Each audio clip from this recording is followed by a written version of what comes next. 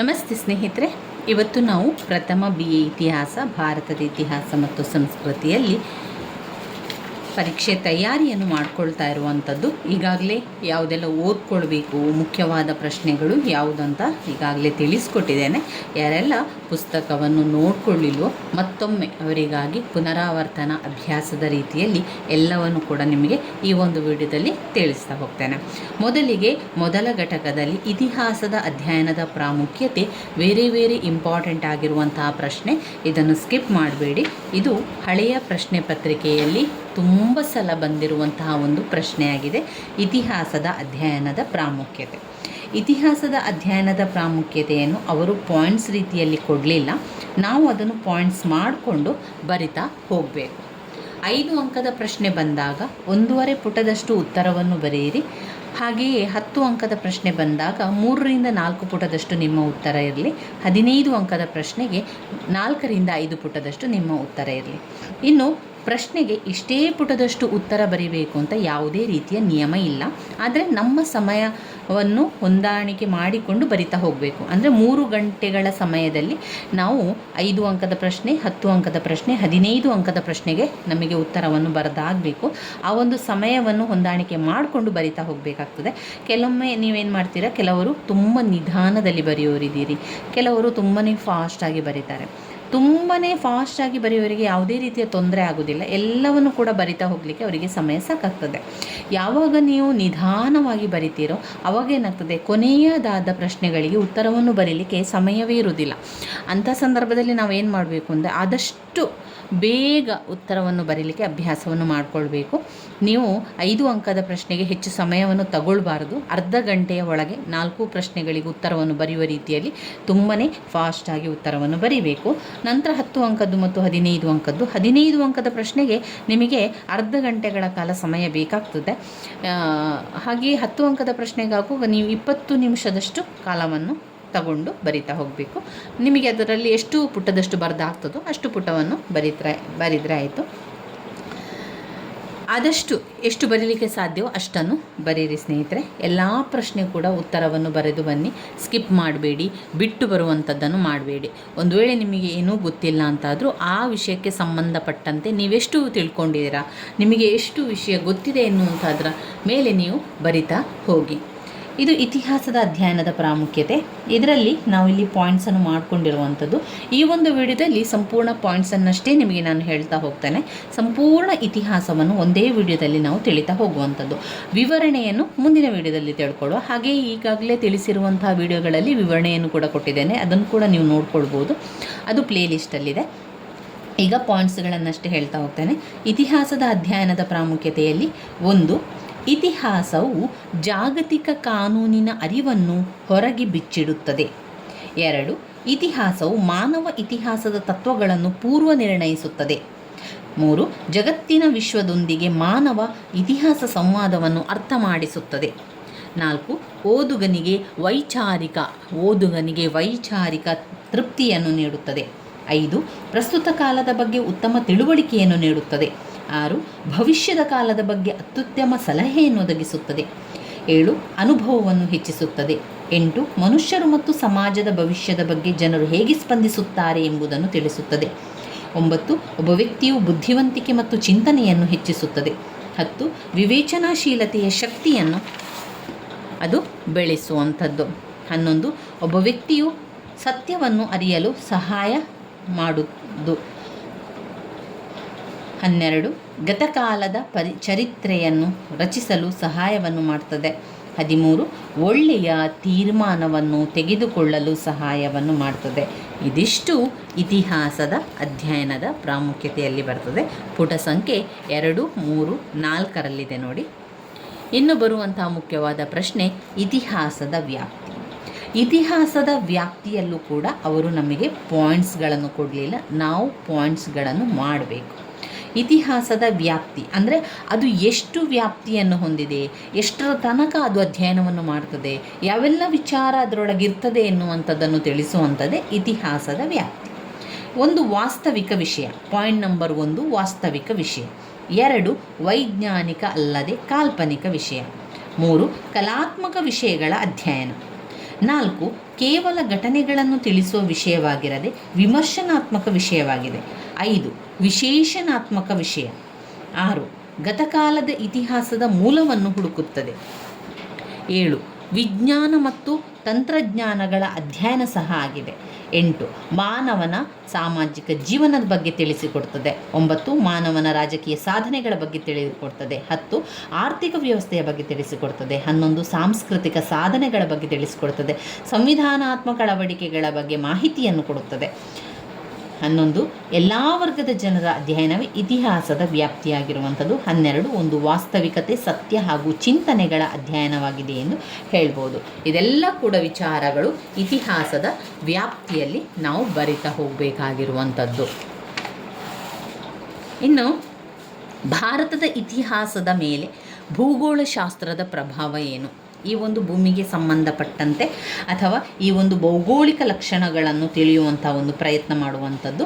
ಅಂದರೆ ಈ ಭಾರತದ ಮೇಲೆ ಹಾಗೂ ಇತಿಹಾಸದ ಮೇಲೆ ಭೌಗೋಳಿಕ ಲಕ್ಷಣಗಳನ್ನು ಬೀರುವಂತಹ ಪ್ರಭಾವಗಳೇನಿದೆ, ಯಾವೆಲ್ಲ ವಿಚಾರಗಳಿದೆ, ಅವುಗಳ ಯಾವ ರೀತಿ ಅವಕಾಶ ಮಾಡಿಕೊಡಲಾಗುವುದು ಎನ್ನುವಂಥ ವಿಚಾರಗಳನ್ನು ತಿಳಿಯುವಂಥದ್ದು.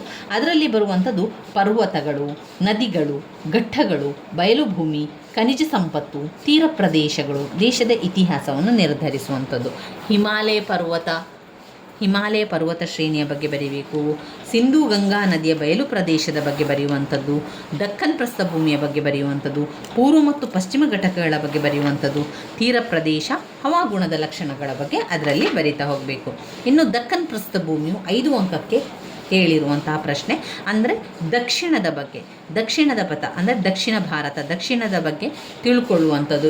ಯಾರೆಲ್ಲ ಇದ್ದರು, ಯಾವ ರಾಜರುಗಳಿದ್ದರು, ಯಾವ ಋಷಿಮುನಿಗಳಿದ್ದರು ಎನ್ನುವಂಥದ್ದನ್ನೆಲ್ಲ ನಾವು ಅದರಲ್ಲಿ ಬರಿತಾ ಹೋಗಬೇಕಾಗಿರುವಂಥದ್ದು. ಇದರಲ್ಲಿ ಇನ್ನು ಶಾಸನಶಾಸ್ತ್ರ ಅಥವಾ ಶಾಸನಗಳ ಆಧಾರ 5 ಅಂಕಕ್ಕೆ ಕೇಳಿದ್ದಾರೆ. ಅಂದರೆ ನಮ್ಮ ಒಂದು ಇತಿಹಾಸದಲ್ಲಿ ಪುನರ್ರಚಿಸುವುದರಲ್ಲಿ ಅತ್ಯಂತ ಹೆಚ್ಚಿನ ಗೌರವಾನ್ವಿತ ಪಾತ್ರ ಇರುವಂಥದ್ದು ಆಧಾರವನ್ನು ಒದಗಿಸುವ ಒಂದು ಭಾಗ ಇದೆಯಲ್ಲ, ಅದನ್ನೇ ನಾವು ಶಾಸನಗಳಂತೂ ಕರೆಯುವಂಥದ್ದು. ಮೌರ್ಯ ಸಾಮ್ರಾಜ್ಯದ ಅಶೋಕನ ಮಹಾಶಯನ ಕೆತ್ತಿಸಿದಂತಹ ಶಿಲಾಬಂಡೆ ಶಾಸನ, ಆಮೇಲೆ ಸರಕಾರ ಶಾಸನ, ಖಾಸಗಿ ಶಾಸನ, ದಾಖಲೆ ಭೂದತ್ತಿಗಳು, ಸ್ತಂಭ ಶಾಸನ, ಐಹೊಳೆ ಶಾಸನ, ಬೇಲೂರು ದೇವಾಲಯ ಶಾಸನ, ಈ ರೀತಿಯಾಗಿ ಬೇರೆ ಬೇರೆ ವಿಚಾರಗಳನ್ನು ನಾವು ಆ ಶಾಸನಾಧಾರ ಶಾಸನಶಾಸ್ತ್ರಗಳಲ್ಲಿ ತಿಳ್ಕೊಳ್ಳುವಂಥದ್ದು. ಇನ್ನು 5 ಅಂಕದ ಪ್ರಶ್ನೆ ನಾಣ್ಯಗಳು ಏನು ಅಂತ ಹೇಳಿದರೆ ನಮ್ಮ ಹಿಂದಿನ ಕಾಲದ, ಗತಕಾಲದ ಆಗಿ ಹೋದ ಘಟನೆಗಳನ್ನು ತಿಳಿಸಿಕೊಡ್ತದೆ. ಯಾವ ಕಾಲದಲ್ಲಿ ಯಾವ ರಾಜರಿದ್ದರು, ಯಾವ ವರ್ಷಗಳ ತನಕ ಆಡಳಿತವನ್ನು ಮಾಡಿದ್ದಾರೆ, ಅವರ ರಾಜ್ಯಭಾರ ಆಡಳಿತ ಅಂತ ಸಂದರ್ಭದಲ್ಲಿ ಅವರು ಮಾಡಿರುವಂತಹ ಕೆಲವು ಕ್ರಮಗಳೇನು ಅಥವಾ ಅಲ್ಲಿ ಆದಂತಹ ಬೆಳವಣಿಗೆಗಳೇನು ಎಲ್ಲ ತಿಳ್ಕೊಳ್ಳುವಂಥದ್ದೇ ನಾಣ್ಯಗಳ ಮುಖಾಂತರ. ಅದು ಸರಿಯಾದ ಮಾಹಿತಿಯನ್ನು ಒದಗಿಸುತ್ತದೆ. ರಾಜ್ಯದ ವಂಶದ ಕಾಲಗಣನೆಯನ್ನು ನಿರ್ಧರಿಸಲಿಕ್ಕೆ ಸಹಾಯಕ ಆಗ್ತದೆ. ನಾಣ್ಯಗಳು ವರ್ಷ ದಿನಾಂಕವನ್ನು ಒಳಗೊಂಡಿರ್ತದೆ. ಇದೆಲ್ಲ ಕೂಡ ಒಂದು ಏಕೈಕ ಆಧಾರವಾಗಿ ನಮಗೆ ಕಾಣಿಸುವಂಥದ್ದು.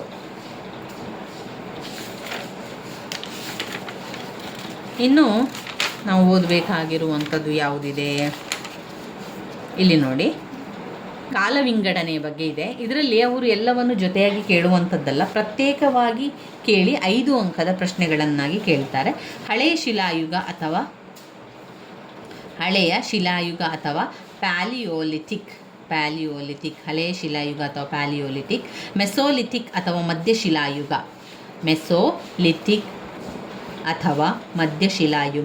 ನಿಯೋಲಿಥಿಕ್ ಅಥವಾ ಹೊಸ ಶಿಲಾಯುಗ, ಚಾಲ್ಕೋಲಿಥಿಕ್ ಅಥವಾ ತಾಮ್ರ ಶಿಲಾಯುಗ. ಇದರಲ್ಲಿ ಅವರು 5 ಅಂಕಕ್ಕೆ ಮಧ್ಯಶಿಲಾಯುಗ ಅಥವಾ ಮೆಸೋಲಿಥಿಕ್ ಯುಗವನ್ನು ಕೂಡ ಕೇಳ್ತಾರೆ, ಅಥವಾ ಹಳೆ ಶಿಲಾಯುಗ ಪ್ಯಾಲಿಯೋಲಿಥಿಕ್ ಬಗ್ಗೆ ಕೂಡ ಕೇಳ್ಬೋದು. ಮೆಸೋಲಿಥಿಕ್ ಅಥವಾ ಮಧ್ಯಶಿಲಾಯುಗವು ಹಳೆ ಶಿಲಾಯುಗದ ನಂತರ ಬರುವ ಕಾಲ ಮಧ್ಯ ಶಿಲಾಯುಗ ಆಗಿರುತ್ತದೆ. ಇದನ್ನು ಶಿಲಾಯುಗದ ನಂತರದ ಕಾಲವೆಂದು ಕೂಡ ಕರೀತಾರೆ. ಈ ಶಿಲಾಯುಗದ ಕಾಲವು ಸುಮಾರು ಕ್ರಿಸ್ತಪೂರ್ವ 8,000 ವರ್ಷಗಳಿಂದ ಕ್ರಿಸ್ತಪೂರ್ವ 4,000 ವರ್ಷಗಳವರೆಗೆ ಇದ್ದಂತಹ ಒಂದು ಕುರುಹು ಅಂತ ತಜ್ಞರು ಗುರುತಿಸ್ತಾರೆ. ಆ ಒಂದು ಕಾಲದಲ್ಲಿ ಹಳೆ ಶಿಲಾಯುಗಗಳ ಮಧ್ಯದ ಕಾಲವೆಂದಲೂ ಹಾಗೂ ಬದಲಾವಣೆಯ ಹಂತವೆಂದಲೂ ಕರೆದಿದ್ದಾರೆ. ಆ ಕಾಲದ ಆಯುಧಗಳು ಸೂಕ್ಷ್ಮ ಆಯುಧಗಳಾಗಿದ್ದುದು ಕಂಡು ಬರುವಂಥದ್ದು. ಇದು 5 ಅಂಕಕ್ಕೆ ಕೇಳುವಂತಹ ಪ್ರಶ್ನೆ. ಇದಾದ ನಂತರ ಕಬ್ಬಿಣದ ಯುಗ ಕೇಳ್ತಾರೆ ನೋಡಿ. ನಿಯೋಲಿಥಿಕ್ ಅಥವಾ ಹೊಸ ಶಿಲಾಯುಗದ ಬಗ್ಗೆ ಪ್ರಶ್ನೆ ಬಂದಿದೆ ಹಳೆಯ ಪ್ರಶ್ನೆ ಪತ್ರಿಕೆಯಲ್ಲಿ. ನಿಯೋಲಿಥಿಕ್ ಅಥವಾ ಹೊಸ ಶಿಲಾಯುಗ ಮತ್ತು ಕಬ್ಬಿಣದ ಯುಗ ಕೂಡ 5 ಅಂಕಕ್ಕೆ ಕೇಳಿರುವಂಥದ್ದು. ನಿಯೋಲಿಥಿಕ್ ಅಥವಾ ಹೊಸ ಶಿಲಾಯುಗ ಪ್ರಮುಖ ಕಾಲವು ಭಾರತ ದೇಶವು ಕ್ರಿಸ್ತಪೂರ್ವ 4000ದಿಂದ ಕ್ರಿಸ್ತಪೂರ್ವ 1800ರ ನಡುವೆ ಕಾಣಿಸಿಕೊಳ್ಳುತ್ತದೆ. ಈ ಕಾಲವು ಆಹಾರವನ್ನು ಉತ್ಪಾದಿಸುವ ಕಾಲವಾಗಿತ್ತು. ಇಲ್ಲಿ ಮಾನವನು ತನ್ನ ಜೀವನವನ್ನು ಸಂಪೂರ್ಣವಾಗಿ ಬದಲಾಯಿಸಿಕೊಂಡಿರುವುದು ಕಂಡುಬರುತ್ತದೆ. ಹೊಸ ಶಿಲಾಯುಗದ ಜನಸಮುದಾಯದ ಸುಳಿವು ಪತ್ತೆಯಾಗಿರುವುದು ದಕ್ಕನ್ ಪ್ರಾಂತ್ಯ ಮತ್ತು ನೈಋತ್ಯ ಪ್ರದೇಶಗಳಲ್ಲಿ ಕಂಡುಬರುತ್ತದೆ. ಈ ಹೊಸ ಶಿಲಾಯುಗದ ವಾಸ್ತವ್ಯಗಳು ಬಲೂಚಿಸ್ತಾನದಲ್ಲಿ ಕಂಡು ಬರುತ್ತಿದ್ದು ಇದು ಕ್ರಿಸ್ತಪೂರ್ವ 3500ರಲ್ಲಿ ಕಂಡುಬಂದಿರುವುದು. ಈ ಕಾಲದ ಹೊಸ ಜೀವನದ ಹಾದಿಯಲ್ಲಿ ಮನುಷ್ಯನು ಪಶುಸಂಗೋಪನಾ ಕಾರ್ಯವನ್ನಲ್ಲದೆ ಬೆಳೆಗಳನ್ನು ಬೆಳೆಯುವ ಕಾರ್ಯವನ್ನು ಸಹ ಮಾಡಲು ಪ್ರಾರಂಭಿಸಿದನು.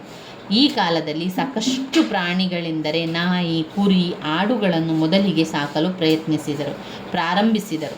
ಇನ್ನು ಕೆಲವುಗಳನ್ನು ಬೆಳೆಯುವ ಕಾಲದಲ್ಲಿ ಗೋಧಿ, ಬಾರ್ಲಿಯನ್ನು ಪ್ರಪ್ರಥಮವಾಗಿ ಬೆಳೆಗಳಾಗಿ ಬೆಳೆಯಲು ಪ್ರಾರಂಭಿಸಿದರು. ಇದರ ಪರಿಣಾಮವಾಗಿ ಮಾನವನು ಕೆಲವಾರು ಆಯ್ದ ಪ್ರದೇಶಗಳಲ್ಲಿ ವಾಸಿಸಲು ತೊಡಗಿದರು. ಇದರಿಂದಾಗಿ ಹಳ್ಳಿಗಳ ನಿರ್ಮಾಣವಾಗಿದ್ದಲ್ಲದೆ ಕೃಷಿಕ ಸಮುದಾಯಗಳ ವ್ಯವಸ್ಥೆಯಾಗಿರುವುದನ್ನು ಕೂಡ ನಾವು ಕಾಣ್ತೇವೆ.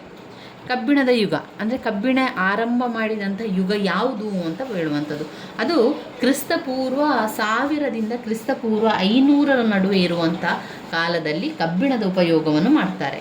ಎಲ್ಲಿತ್ತು ಆಗ ಕಬ್ಬಿಣ?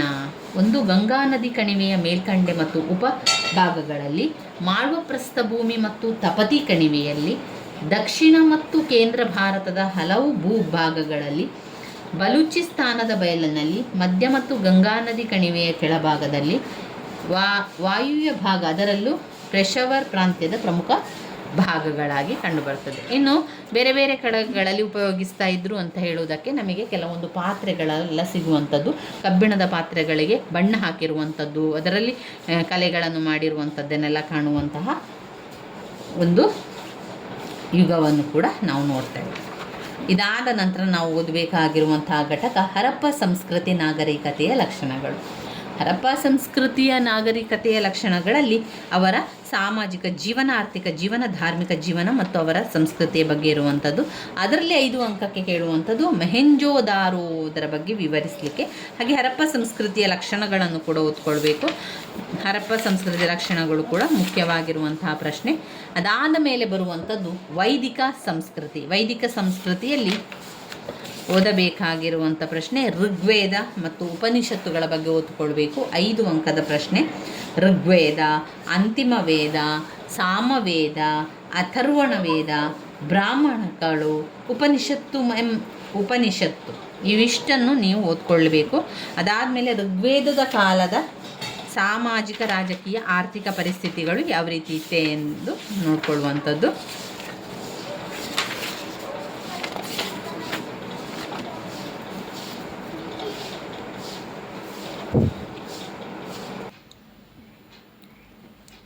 ಹರಪ್ಪ ಸಂಸ್ಕೃತಿಯಲ್ಲಿ 5 ಅಂಕಕ್ಕೆ ಬರುವಂತಹ ಪ್ರಶ್ನೆ ಮೊಹೆಂಜೋದಾರೋ.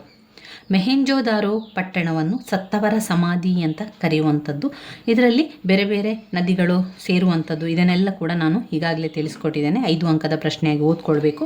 ಹರಪ್ಪ ಸಂಸ್ಕೃತಿಯ ಲಕ್ಷಣಗಳು, ನಗರ ಯೋಜನೆ ಮತ್ತು ಕಟ್ಟಡಗಳು, ಯಾವ ರೀತಿ ಅಚ್ಚುಕಟ್ಟಾಗಿ ನಗರವನ್ನು ಮಾಡಲಾಗಿತ್ತು, ಅಲ್ಲಿ ಉಪಯೋಗಿಸ್ತಾ ಇದ್ದಂತಹ ಬೆಂದ ಇಟ್ಟಿಗೆಗಳನ್ನು ಬಳಸ್ತಾ ಇರುವಂಥದ್ದು, ಇದೆಲ್ಲ ಕೂಡ ನಾವು ಬರಿತಾ ಹೋಗಬೇಕು. ಹಾಗೆ ಅಲ್ಲಿ ಜನರು ಸ್ವಚ್ಛತೆಗೆ ಹೆಚ್ಚಿನ ಪ್ರಾಮುಖ್ಯತೆಯನ್ನು ಕೊಟ್ಟಿದ್ದರೆಂದಲೂ ಮತ್ತು ಅವರು ಸ್ನಾನಪ್ರಿಯರೆಂದು ತಿಳಿದು ಬರುವಂಥದ್ದು.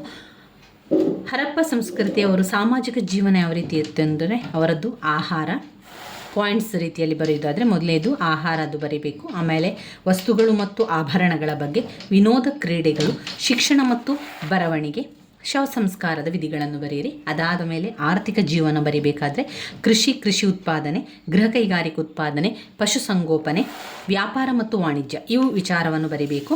ಅದಾದ ಮೇಲೆ ಧಾರ್ಮಿಕ ವಿಧಿಗಳ ಬಗ್ಗೆ ಬರೆದ್ರಾಯಿತು. ನಂತರ ಬರುವಂಥದ್ದು ವೈದಿಕ ಸಂಸ್ಕೃತಿ. ವೈದಿಕ ಸಂಸ್ಕೃತಿಯಲ್ಲಿ ವೈದಿಕ ಸಾಹಿತ್ಯ, ಆರ್ಯರ ರಾಜಕೀಯ ವ್ಯವಸ್ಥೆ, ಸಾಮಾಜಿಕ ಜೀವನವನ್ನು ಬರಿತಾ ಹೋಗಬೇಕು. ಇನ್ನು ಋಗ್ವೇದ 5 ಅಂಕಕ್ಕೆ ಕೇಳುವಂತಹ ಪ್ರಶ್ನೆ. ಉಪನಿಷತ್ತುಗಳು ಕೂಡ ಓದ್ಕೊಳ್ಬೇಕು. ಉಪನಿಷತ್ತುಗಳ ಬಗ್ಗೆ, ಅಥರ್ವಣ ವೇದ, ಇವೆಲ್ಲ ವೇದದ ಬಗ್ಗೆ ಓದ್ಕೊಳ್ಳಿ. ಅದಾದಮೇಲೆ ಋಗ್ವೇದದ ಕಾಲದ ರಾಜಕೀಯ, ಸಾಮಾಜಿಕ, ಆರ್ಥಿಕ ವ್ಯವಸ್ಥೆಯನ್ನು ವಿವರಿಸಿ ಅಂತ ಕೇಳ್ತಾರೆ. ಪುಟ ಸಂಖ್ಯೆ 41ರಲ್ಲಿದೆ ನೋಡಿ. ಋಗ್ವೇದದ ಕಾಲದ ರಾಜಕೀಯ, ಸಾಮಾಜಿಕ, ಆರ್ಥಿಕ ಪರಿಸ್ಥಿತಿಗಳು ಯಾವ ರೀತಿ ಇತ್ತು, ಆವಾಗ ಅದರ ಪಾಯಿಂಟ್ಸ್ಗಳು: ಕುಲ ಹಾಗೂ ಪಂಗಡಗಳು, ರಾಜನ್ ಮತ್ತು ಅವನ ಕರ್ತವ್ಯಗಳು, ಸಭೆ ಮತ್ತು ಸಮಿತಿಗಳು, ನ್ಯಾಯಾಡಳಿತ ಪದ್ಧತಿ. ಇನ್ನು ಸಾಮಾಜಿಕ ಜೀವನ, ಪಿತೃಪ್ರಧಾನ ವ್ಯವಸ್ಥೆ, ಸ್ತ್ರೀಯರ ಸ್ಥಾನಮಾನಗಳು, ವೇದದ ಕಾಲದ ಸ್ತ್ರೀಯರ ವಿದ್ಯಾಭ್ಯಾಸ, ಇದನ್ನೆಲ್ಲ ಬರಿತಾ ಹೋಗಬೇಕು. ಆರ್ಥಿಕ ಪರಿಸ್ಥಿತಿಯ ಬಗ್ಗೆ ಬರೀಬೇಕಾದ್ರೆ ಅವರ ಒಂದು ಕೃಷಿ ಕಾರ್ಯ, ಅವರು ಯಾವ ರೀತಿ ಆರ್ಥಿಕವಾಗಿ ಕೆಲಸಗಳನ್ನೆಲ್ಲ ಮಾಡ್ತಾಯಿದ್ರು ಅಂತ ಇರುವಂಥದ್ದು. ಅವರು ಮೊದಲೆಲ್ಲ ಹೆಚ್ಚಾಗಿ ಕೃಷಿಯನ್ನು ಮಾಡ್ತಾಯಿದ್ರು, ಹಾಗೆ ಪಶುಸಂಗೋಪನೆಯನ್ನು ಮಾಡ್ತಾ ಇದ್ದಂಥದ್ದು. ಧಾರ್ಮಿಕ ಜೀವನದ ಬಗ್ಗೆ ನೋಡುವುದಾದರೆ ನಿಸರ್ಗ ದೇವತೆಗಳ ಆರಾಧನೆಯನ್ನು ಮಾಡ್ತಾಯಿದ್ರು. ನಂತರದಲ್ಲಿ ಘಟಕ 5 ವೇದೋತ್ತರದ ಕಾಲದ ಒಂದು ಅವರ ಜೀವನ, ವೇದೋತ್ತರದ ಕಾಲದ ಸಾಮಾಜಿಕ ಆರ್ಥಿಕ ಪರಿಸ್ಥಿತಿ. 15 ಅಂಕಕ್ಕೆ ಕೇಳುವಂತಹ ಪ್ರಶ್ನೆ. ಪುಟ ಸಂಖ್ಯೆ 53ರಲ್ಲಿದೆ. ಆವಾಗ ಸಾಮಾಜಿಕ ಬದಲಾವಣೆಯ ಬಗ್ಗೆ ಬರೀಬೇಕಾದ್ರೆ ಸ್ತ್ರೀಯರ ಸ್ಥಾನಮಾನ, ಆಮೇಲೆ ವೇದೋತ್ತರದ ಕಾಲದಲ್ಲಿ ವರ್ಣ ಅಥವಾ ಜಾತಿ ವ್ಯವಸ್ಥೆಗೆ ಜಾರಿಗೆ ಬಂದದ್ದು, ಬ್ರಾಹ್ಮಣ, ಕ್ಷತ್ರಿಯ, ವೈಶ್ಯ, ಶೂದ್ರರು, ಈ 4 ವರ್ಣದ ಬಗ್ಗೆ ವಿವರಿಸಬೇಕು. ಸ್ತ್ರೀಯರ ಸ್ಥಾನಮಾನದ ಬಗ್ಗೆ ವಿವರಿಸಬೇಕು. ಆರ್ಥಿಕ ಬೆಳವಣಿಗೆಯ ಬಗ್ಗೆ ವಿವರಿಸಬೇಕು. ಮುಖ್ಯವಾಗಿ ಅವರು ಪಶುಪಾಲನೆ ಮಾಡ್ತಾಯಿದ್ರು, ಹಾಗೆಯೇ ಕೃಷಿ ಕೆಲಸಗಳನ್ನು ಮಾಡ್ತಾಯಿದ್ರು, ಮಣ್ಣಿನ ಮತ್ತು ಲೋಹದ ತಯಾರಿಕೆಯನ್ನು ಮಾಡ್ತಾಯಿದ್ರು, ನೂಲುವುದು, ನೇಯುವುದನ್ನು ಮಾಡ್ತಾ ಇರುವಂಥದ್ದು. ಇನ್ನು ಅವರ ಧಾರ್ಮಿಕ ನಂಬಿಕೆಗಳ ಬಗ್ಗೆ ಕೂಡ ನಾವು ಬರೀಬೇಕು. ಇನ್ನು ಹೊಸ ಮತಗಳ ಉದಯ, ತುಂಬಾ ಮುಖ್ಯವಾಗಿರುವಂಥ ಒಂದು ಪ್ರಶ್ನೆ. ಹೊಸ ಮತಗಳ ಏಳಿಗೆಗೆ ಅಥವಾ ಹೊಸ ಮತಗಳ ಉದಯಕ್ಕೆ ಕಾರಣವಾದಂಥ ಅಂಶಗಳು ಏನು? ಕಾರಣವಾದ ಅಂಶಗಳು ಜೈನ ಧರ್ಮ ಮತ್ತು ಬೌದ್ಧ ಧರ್ಮ, ಅದರಲ್ಲಿ ಬರುವಂಥ ವಿಚಾರಗಳಾಗಿದೆ. ಅದರಿಂದ ಮೊದಲು ನಾವು ವಿವರಿಸಬೇಕಾಗಿರುವಂಥದ್ದು ಹೊಸ ಮತಗಳ ಉದಯಕ್ಕೆ ಕಾರಣ ಏನು ಅಂತ ಹೇಳಿದರೆ, ಮೊದಲಿನ ಕಾಲದಲ್ಲಿ ಅಂದರೆ ವೇದೋತ್ತರದ ಕಾಲದಲ್ಲಿ 4 ವರ್ಣ ಇತ್ತು. ಬ್ರಾಹ್ಮಣ, ಕ್ಷತ್ರಿಯ, ವೈಶ್ಯ, ಶೂದ್ರ ಎನ್ನುವ 4 ವರ್ಣಗಳಿದ್ದರು. ಈ ವರ್ಣಗಳ ವಿಭಜನೆಯಿಂದಾಗಿ ಅನೇಕ ತೊಂದರೆಗಳು, ಕಷ್ಟಗಳು, ಹಾಗೆಯೇ ಶೋಷಣೆಗಳೆಲ್ಲ ಇತ್ತು. ಇದರಿಂದೆಲ್ಲ ಜನರು ಹೊರಬರಲಿಕ್ಕೆ ಬಯಸಿದ್ರು. ಆ ಹೊರಬರುವಂಥ ಸಮಯದಲ್ಲಿ ಅವರಿಗೆ ಸಿಕ್ಕಿರುವಂಥ ಒಂದು ಧರ್ಮ ಅಂದರೆ ಜೈನ ಧರ್ಮ ಮತ್ತು ಬೌದ್ಧ ಧರ್ಮ ಆಗಿರ್ತದೆ. ಇದುವೇ ಹೊಸ ಮತಗಳ ಉದಯ ಆಗಿರುವಂಥದ್ದು. ಹೊಸ ಮತಗಳ ಉದಯ ಅಂತ ಹೇಳಿದರೆ ಇಲ್ಲಿ ಯಾವ ಧರ್ಮ ಬಂತು? ಮೊದಲು ವೇದೋತ್ತರದ ಕಾಲದಲ್ಲಿ 4 ವರ್ಣ ಇತ್ತು. ಬ್ರಾಹ್ಮಣ, ಕ್ಷತ್ರಿಯ, ವೈಶ್ಯ, ಶೂದ್ರ ಎನ್ನುವಂಥ 4 ವರ್ಣವನ್ನೇ ಅನುಸರಿಸ್ತಾ ಇದ್ರು. ಇದರಿಂದಾಗಿ ಕಷ್ಟ, ತೊಂದರೆ, ಶೋಷಣೆ ಎಲ್ಲ ಅನುಭವಿಸಿದ ನಂತರ ಜನರಿಗೆ ಆಯಿತು ಇದರಿಂದ ಹೊರಗೆ ಬರಬೇಕು, ಈ ಒಂದು ವರ್ಣ ನಮಗೆ ಬೇಡ ಅಂತ ಅಂದಾಗ ಅದನ್ನು ಅವರು ಇಷ್ಟ ಇದ್ದಂಥ ಸಂದರ್ಭದಲ್ಲಿ ಅವರಿಗೆ ಸಿಕ್ಕಿರುವಂತಹ ಧರ್ಮ ಒಂದು ಜೈನ ಧರ್ಮ, ಮತ್ತೊಂದು ಬೌದ್ಧ ಧರ್ಮ. ಇದರಲ್ಲಿ ಅವರಿಗೆ ಬೇಕಾದ ರೀತಿಯಲ್ಲಿ ಇರಲಿಕ್ಕೆ ಸಹಾಯ ಇತ್ತು. ಅದರಿಂದ ಎಲ್ಲರೂ ಏನಾದರೂ ಜೈನ ಧರ್ಮಕ್ಕೆ ಮತ್ತು ಬೌದ್ಧ ಧರ್ಮಕ್ಕೆ ಮತಾಂತರಗೊಂಡರು. ಅದುವೇ ಹೊಸ ಮತಗಳ ಉದಯ ಆಗಿ ಬರುವಂಥದ್ದು. ನಾವು ಜೈನ ಧರ್ಮದ ಬಗ್ಗೆ, ಬೌದ್ಧ ಧರ್ಮದ ಬಗ್ಗೆ ಬರೀಬೇಕು. ಇಲ್ಲಿ ಜೈನ ಧರ್ಮದ ಬಗ್ಗೆ ಬರೆಯುವಾಗ ಮಹಾವೀರ ಅವರ ಬಾಲ್ಯ ಜೀವನವನ್ನು ಓದ್ಕೊಳ್ಳಿ. ಅದಾದಮೇಲೆ ಮಹಾವೀರನ ಬೋಧನೆಗಳನ್ನು ಓದ್ಕೊಳ್ಬೇಕು. ಅಹಿಂಸೆ, ಸತ್ಯ, ಆಸ್ತೇಯ, ಅಪರಿಗ್ರಹಗಳ ಬಗ್ಗೆ ಬೋಧಿಸಿರುವಂಥದ್ದು. ಆಮೇಲೆ ಸಮ್ಯಕ್ ದರ್ಶನ, ಸಮ್ಯಕ್ ಜ್ಞಾನ, ಸಮ್ಯಕ್ ಚಾರಿತ್ರ್ಯ, ಅದನ್ನೆಲ್ಲ ನಾವು ಬರೀಬೇಕು ಜೈನ ಧರ್ಮದ ಪ್ರಚಾರದ ಬಗ್ಗೆ. ಅದಾದ ಮೇಲೆ ಬರುವಂಥದ್ದು ಬೌದ್ಧ ಧರ್ಮ. ಬೌದ್ಧ ಧರ್ಮವು ಕೂಡ 10 ಅಂಕಕ್ಕೆ ಕೇಳಿರುವಂತಹ ಪ್ರಶ್ನೆ, 2 ಬಾರಿ ಕೇಳಿದ್ದಾರೆ ಇದನ್ನು. ಮೊದಲಿಗೆ ಗೌತಮ ಬುದ್ಧನ ಬಾಲ್ಯ ಜೀವನವನ್ನು ಬರೀಬೇಕು. ಅವನು ಯಾವ ರೀತಿ ಮನ ಪರಿವರ್ತನೆ ಆಯಿತು ಎನ್ನುವಂತಹ ಒಂದು ಕಥೆ ಇಲ್ಲಿದೆ. ಈಗಾಗಲೇ ನಾನು ನಿಮಗೆ ಅದನ್ನು ತಿಳಿಸಿಕೊಟ್ಟಿದ್ದೇನೆ, ಪ್ಲೇಲಿಸ್ಟಲ್ಲಿ ಕೂಡ ಇದೆ. ಬೌದ್ಧ ಧರ್ಮದ ಪ್ರಕಾರಗಳು ಅಥವಾ ಬೌದ್ಧ ಧರ್ಮದ ಗೌತಮ ಬುದ್ಧನ ಬಾಲ್ಯ ಜೀವನ ಅಂತವೇ ಹಾಕಿದ್ದೇನೆ, ಅದನ್ನು ನೋಡ್ಕೊಳ್ಳಿ. ಗೌತಮ ಬುದ್ಧನ ಬೋಧನೆಗಳನ್ನು ಓದ್ಕೊಳ್ಳಿ. 4 ಬೋಧನೆಗಳಿದೆ. ಅಷ್ಟಾಂಗ ಮಾರ್ಗ, 8 ಅಷ್ಟಾಂಗ ಮಾರ್ಗಗಳಿದೆ. ಇದನ್ನು ಅವರು ಪ್ರತ್ಯೇಕವಾಗಿ 5 ಅಂಕಕ್ಕೂ ಕೂಡ ಕೇಳ್ತಾರೆ, 10 ಅಂಕಕ್ಕೂ ಕೂಡ ಕೇಳುವಂತಹ ಪ್ರಶ್ನೆಯಾಗಿದೆ. ಇನ್ನು ಬೌದ್ಧ ಧರ್ಮದ ಅವನತಿಗೆ ಕಾರಣಗಳು, ಏನೆಲ್ಲ ಅವನತಿ ಆಯಿತು, ಕೊನೆಗೆ ಇಷ್ಟೆಲ್ಲ ಆದ ಮೇಲೆ ಬೌದ್ಧ ಧರ್ಮ ಎನ್ನುವಂಥದ್ದು ಅವನತಿ ಕೂಡ ಆಗ್ತದೆ. ಅದಕ್ಕೆ ಕಾರಣ ಏನು ಅಂತ ಹೇಳಿದರೆ ಬೌದ್ಧ ಧರ್ಮದಲ್ಲಿ ಉಂಟಾಗಿರುವಂತಹ ಬದಲಾವಣೆ, ವಿವಿಧ ಪಂಥಗಳಾಗಿ ಒಡೆದು ಹೋಗಿರುವಂಥದ್ದು, ರಾಜಾಶ್ರಯದ ಕೊರತೆ ಇತ್ತು, ಹಿಂದೂ ಧರ್ಮದ ಪುನರುಜ್ಜೀವನ ಆಯಿತು, ಬೌದ್ಧ ಭಿಕ್ಷುಣಿಯರೇನಾಯಿತು ಅವರ ನಡವಳಿಕೆಯಲ್ಲಿ ಅಶಿಸ್ತು ಉಂಟಾಯಿತು, ವಿದೇಶಿಯರ ದಾಳಿ ಆಯಿತು. ಈ ಕಾರಣದಿಂದಾಗಿ ಅದು ಅವನತಿಗೆ ಬಂತು. ಇನ್ನು ಬರುವಂಥದ್ದು ಘಟಕ 7. ಘಟಕ 7ರಲ್ಲಿ ನೀವು ಓದಬೇಕಾಗಿರುವಂಥ ಪ್ರಶ್ನೆ ಯಾವುದಿದೆ ಅಂತ ನೋಡ್ತಾ ಹೋಗುವ. ಯಾವುದಿದೆ ಇದರಲ್ಲಿ ಓದ್ಕೊಳ್ಬೇಕಾಗಿರುವಂಥ ಮುಖ್ಯ ಪ್ರಶ್ನೆ ಯಾವುದು ಕೂಡ ಇಲ್ಲ. ಇನ್ನು ಬರುವಂಥದ್ದೇ ಮೌರ್ಯರ ಸಾಮ್ರಾಜ್ಯ. ಮೌರ್ಯರ ಸಾಮ್ರಾಜ್ಯದಲ್ಲಿ ಮುಖ್ಯವಾಗಿ 5 ಅಂಕಕ್ಕೆ ಕೇಳುವಂಥದ್ದು ಸೆಲ್ಯೂಕಸ್ನ ಬಗ್ಗೆ. ಸೆಲ್ಯೂಕಸ್ ನಿಕೇಟರ್ನೊಡನೆ ಯುದ್ಧವನ್ನು ಮಾಡಿರುವಂಥದ್ದು. ಸೆಲ್ಯೂಕಸ್ ಯಾವ ರೀತಿ ಯುದ್ಧವನ್ನು ಮಾಡಿದ ಎನ್ನುವಂಥ ಸ್ವಲ್ಪ ಬಗ್ಗೆ ಓದ್ಕೊಳ್ಳಿ. ನಂತರ ಇಂಪಾರ್ಟೆಂಟ್ ಆಗಿರುವಂಥದ್ದು ಅಶೋಕನ ಬಗ್ಗೆ ಓದ್ಕೊಳ್ಬೇಕು. ಕಳಿಂಗ ಯುದ್ಧದ ಬಗ್ಗೆ, ಕಳಿಂಗ ಯುದ್ಧದ ಮಹತ್ವದ ಬಗ್ಗೆ, ಆಮೇಲೆ ಅಶೋಕನ ಯಾವ ರೀತಿ ಧರ್ಮದ ಕಲ್ಪನೆಯನ್ನು, ನೈತಿಕ ತತ್ವಗಳಿಗೆ ವಿಶೇಷ ಒತ್ತನ್ನು ನೀಡಿರುವಂಥದ್ದು, ಅಹಿಂಸೆ, ಧರ್ಮ ಸಹಿಷ್ಣುತೆ, ಮಾನವತಾವಾದ, ಇದನ್ನೆಲ್ಲ ನಾವು ಬರಿತಾ ಹೋಗಬೇಕು. ನಂತರ ಬಂದಿರುವಂಥ 5 ಅಂಕದ ಪ್ರಶ್ನೆ ಮೌರ್ಯರ ಆಡಳಿತ. ಮೌರ್ಯರ ಆಡಳಿತದ ಪಾಯಿಂಟ್ಸ್ಗಳನ್ನು ಹೇಳ್ತಾ ಹೋಗ್ತಾನೆ. ಇನ್ನಿರುವಂಥ ಪಾಯಿಂಟ್ಸ್ಗಳನ್ನು ನಾವು ನೋಡ್ತಾ ಹೋಗಬೇಕು. ಎಲ್ಲ ಮುಖ್ಯವಾದ ಪ್ರಶ್ನೆಗಳು, ಇದೆಲ್ಲ ಕೂಡ ಹಳೆಯ ಪ್ರಶ್ನೆ ಪತ್ರಿಕೆಯಲ್ಲಿ ರಿಪೀಟ್ ಆಗಿ ಕೇಳಿರುವಂತಹ ಪ್ರಶ್ನೆಗಳಾಗಿದೆ ಸ್ನೇಹಿತರೆ. ಅದರಿಂದ ಅವುಗಳನ್ನು ನಾವು ಓದ್ಕೊಳ್ಳೇಬೇಕು. ಮೌರ್ಯರ ಆಡಳಿತ 15 ಅಂಕಕ್ಕೆ ಕೇಳಿರುವಂತಹ ಪ್ರಶ್ನೆ. ಮೌರ್ಯರ ಆಡಳಿತ 15 ಅಂಕಕ್ಕೆ ಕೇಳುವಂತಹ ಪ್ರಶ್ನೆ. ಮೌರ್ಯರ ಆಡಳಿತದಲ್ಲಿ ಬರುವಂತಹ ಪಾಯಿಂಟ್ಸ್ಗಳನ್ನು ಹೇಳ್ತಾ ಹೋಗ್ತಾನೆ. ಕೇಂದ್ರಾಡಳಿತ ಅದರಲ್ಲಿ ರಾಜ, ಕೇಂದ್ರಾಡಳಿತ ಮೊದಲನೆಯ ಪಾಯಿಂಟ್ ನೀವು ಬರೀಬೇಕಾಗಿರುವಂಥದ್ದು ಕೇಂದ್ರಾಡಳಿತ. ಮೊದಲನೆಯದು ರಾಜ. 2 ಮಂತ್ರಿ ಪರಿಷತ್ ಅಥವಾ ಮಂತ್ರಿಮಂಡಲ, ಮಂತ್ರಿ ಪರಿಷತ್ ಅಥವಾ ಮಂತ್ರಿಮಂಡಲ. 3 ಗೂಢಾಚಾರ ಪದ್ಧತಿ, 3 ಗೂಢಾಚಾರ ಪದ್ಧತಿ. ಅದಾದ ನಂತರ ಮುಖ್ಯವಾದಂಥ ನೆಕ್ಸ್ಟ್ ಪಾಯಿಂಟ್ ಬರುವಂಥದ್ದು ಪ್ರಾಂತೀಯ ಆಡಳಿತ. ಮೊದಲನೇ ಪಾಯಿಂಟ್ನಲ್ಲಿ ಕೇಂದ್ರಾಡಳಿತ, ಮತ್ತು ಇವುಗಳೆಲ್ಲ ಸಬ್ ಪಾಯಿಂಟ್ಸ್ಗಳು, ಅಂದರೆ ರಾಜ, ಮಂತ್ರಿಮಂಡಲ, ಗೂಢಾಚಾರ ಪದ್ಧತಿ, ಅದರಲ್ಲಿ ಬರುವಂಥ ಸಬ್ ಪಾಯಿಂಟ್ಸ್ಗಳಾಗಿದೆ. ಎರಡನೆಯ ಪಾಯಿಂಟ್ ಪ್ರಾಂತೀಯ ಆಡಳಿತ. ಪ್ರಾಂತೀಯ ಆಡಳಿತದಲ್ಲಿ ಗವರ್ನರ್ಗಳನ್ನು ಕುಮಾರರು ಎಂದು ಕರೆಯುವಂಥದ್ದು, ಸರಕಾರದಿಂದ ವೇತನವನ್ನು ನೀಡುವಂಥದ್ದು ಇದರಲ್ಲಿ ಪ್ರಾಂತೀಯ ಆಡಳಿತ. ಮತ್ತು 3ನೇ ಪಾಯಿಂಟ್ ಸ್ಥಳೀಯ ಆಡಳಿತ. ಸ್ಥಳೀಯ ಆಡಳಿತದಲ್ಲಿ ಬರುವಂತಹ ಪಾಯಿಂಟ್ಸ್ಗಳು, 1 ನಗರಾಡಳಿತ, ಮುನ್ಸಿಪಲ್ ಆಡಳಿತ ಅಂದರೆ ನಗರಾಡಳಿತ. 2 ಕೈಗಾರಿಕೆಗಳು ಮತ್ತು ಕರಕುಶಲ ಕಲೆಗಳ ಸಮಿತಿ, ಕೈಗಾರಿಕೆ ಮತ್ತು ಕರಕುಶಲ ಕಲೆಗಳ ಸಮಿತಿ. 3 ವಿದೇಶಿಯರ ಸಮಿತಿ, ಜನಗಣತಿ ಸಮಿತಿ, ತೂಕ ಮತ್ತು ಅಳತೆಗಳ ಸಮಿತಿ, ಸಿದ್ಧಪಡಿಸಿದ ವಸ್ತುಗಳ ಸಮಿತಿ, ತೆರಿಗೆ ಸಮಿತಿ, ಗ್ರಾಮಾಡಳಿತ ಬರ್ತದೆ. ಸ್ಥಳೀಯ ಆಡಳಿತದಲ್ಲಿ ಬರುವಂಥ ಪಾಯಿಂಟ್ಸ್ಗಳನ್ನು ಮತ್ತೊಮ್ಮೆ ಹೇಳ್ತೇನೆ. ಮುನ್ಸಿಪಲ್ ಆಡಳಿತ, ನಗರಾಡಳಿತ, ಅದರಲ್ಲಿ ಮುಖ್ಯವಾಗಿ 2 ಪಾಯಿಂಟ್ಸ್ಗಳು. 1 ಮುನ್ಸಿಪಲ್ ಆಡಳಿತ, ಮುನ್ಸಿಪಲ್ ಆಡಳಿತ, ಆಮೇಲೆ 2ನೇದು ಗ್ರಾಮ ಆಡಳಿತ ಎನ್ನುವಂಥದ್ದು, ಗ್ರಾಮ ಆಡಳಿತ ಬರುವಂಥದ್ದು. 2 ಮುಖ್ಯ ಪಾಯಿಂಟ್ಸ್. ಯಾವುದರಲ್ಲಿ? ಸ್ಥಳೀಯ ಆಡಳಿತದಲ್ಲಿ 2 ವಿಭಾಗಗಳಾಗಿ ವಿಂಗಡಿಸಲಾಗಿದೆ. 1 ಮುನ್ಸಿಪಲ್ ಆಡಳಿತ, ಮತ್ತೊಂದು ಗ್ರಾಮಗಳ ಆಡಳಿತ.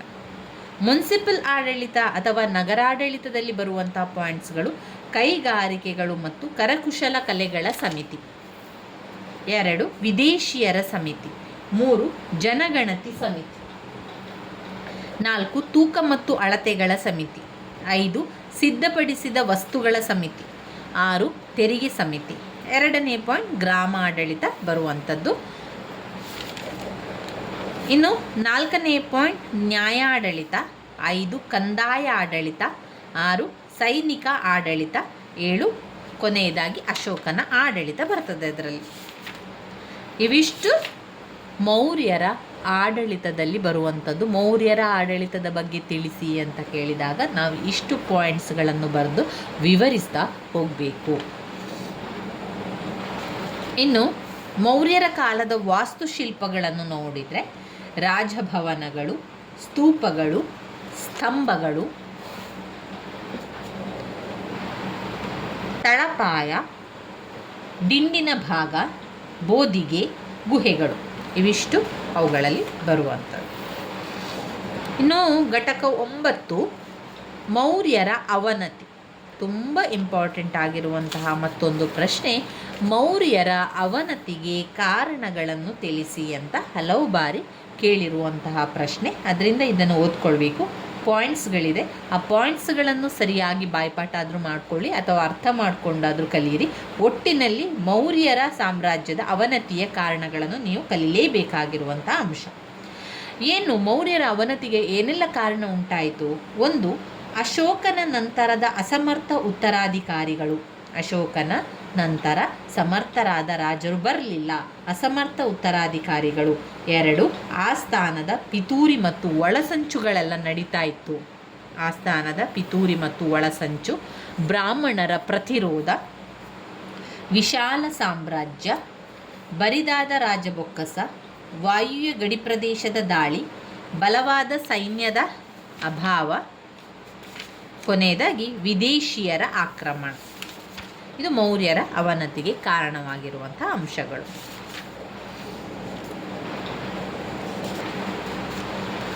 ಇನ್ಯಾವುದಿದೆ ನಾವು ಓದ್ಕೊಳ್ಳುವಂಥದ್ದು? ಕನಿಷ್ಕನ ಆಳ್ವಿಕೆ ಸ್ವಲ್ಪ ನೋಡ್ಕೊಳ್ಳಿ. ಕನಿಷ್ಕನ ಬಗ್ಗೆ ದಿಗ್ವಿಜಯಗಳು, ಅವನ ಆಡಳಿತ, ಬೌದ್ಧ ಧರ್ಮಕ್ಕೆ ಪ್ರೋತ್ಸಾಹವನ್ನು ಕೊಟ್ಟಿರುವಂಥದ್ದು, ಸಾಹಿತ್ಯದ ಬಗ್ಗೆ ಅವನಿಗೆ ಒಲವು, ಕಲೆ ಮತ್ತು ವಾಸ್ತುಶಿಲ್ಪದ ಬಗ್ಗೆ, ಗಾಂಧಾರ ಶಿಲ್ಪಕಲೆಯ ಬಗ್ಗೆ, ಆಮೇಲೆ ಕನಿಷ್ಕನ ಉತ್ತರಾಧಿಕಾರ, ಅವುಗಳ ಬಗ್ಗೆ ಇರುವಂಥದ್ದನ್ನು ನೋಡ್ಕೊಳ್ಳಿ. ಇನ್ನು ವೆರಿ ಇಂಪಾರ್ಟೆಂಟ್ ಆಗಿರುವಂತಹ ಮುಖ್ಯವಾದ ಪ್ರಶ್ನೆ ಗುಪ್ತರ ಕೊಡುಗೆ. 15 ಅಂಕಕ್ಕೆ ಕೇಳಿರುವಂತಹ ಪ್ರಶ್ನೆ ಗುಪ್ತರ ಕೊಡುಗೆಗಳು, ಸಾಹಿತ್ಯ ವಿಜ್ಞಾನ ಕಲೆಗಳಲ್ಲಿ ಗುಪ್ತರ ಕೊಡುಗೆಗಳು ಅಂತ ಕೇಳ್ಬೋದು, ಅಥವಾ ಗುಪ್ತರ ಕೊಡುಗೆಗಳನ್ನು ವಿವರಿಸಿ ಅಂತ ಕೇಳುವರು.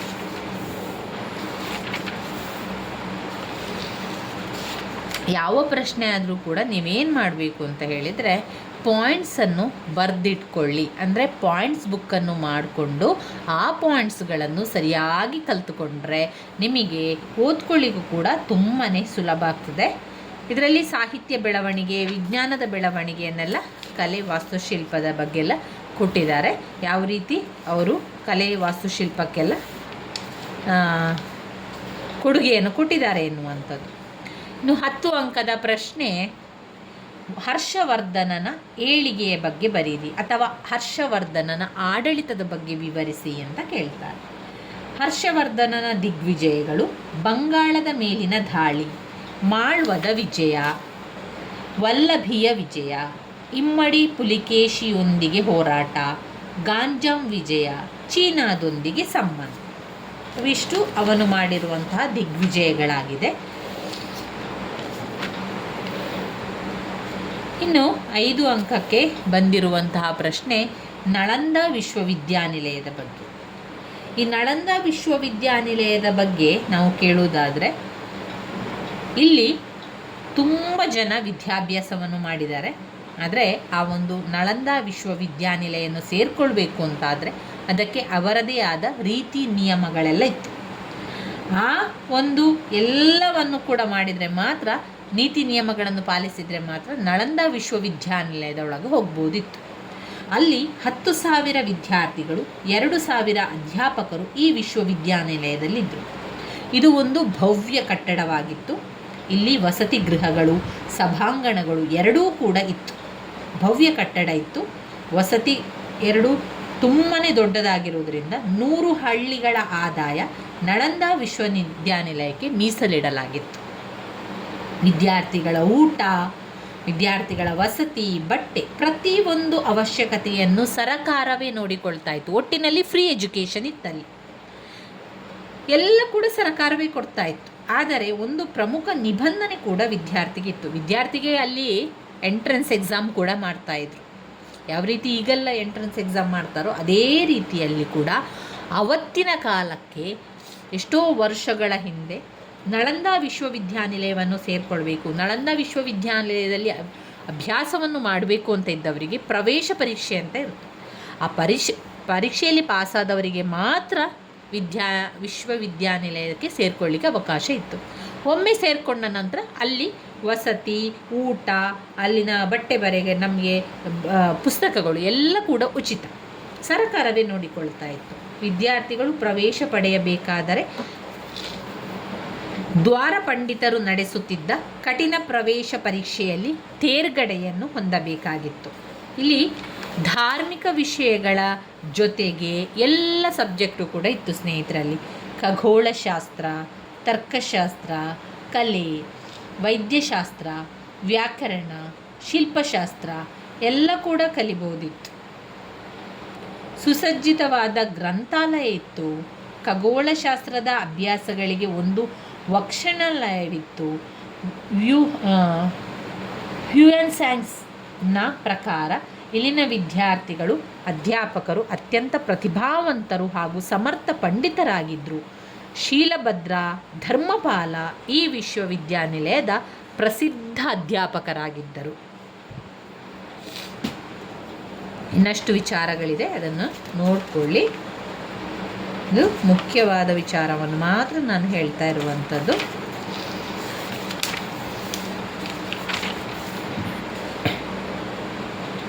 ರಜಪೂತರ ಸಮಾಜ ಮತ್ತು ಸಂಸ್ಕೃತಿ, ಸಾಮಾಜಿಕ ಜೀವನ, ಸಾಹಿತ್ಯ, ಕಲೆ, ವಾಸ್ತುಶಿಲ್ಪದ ಬಗ್ಗೆ ಬರೆಯಿರಿ.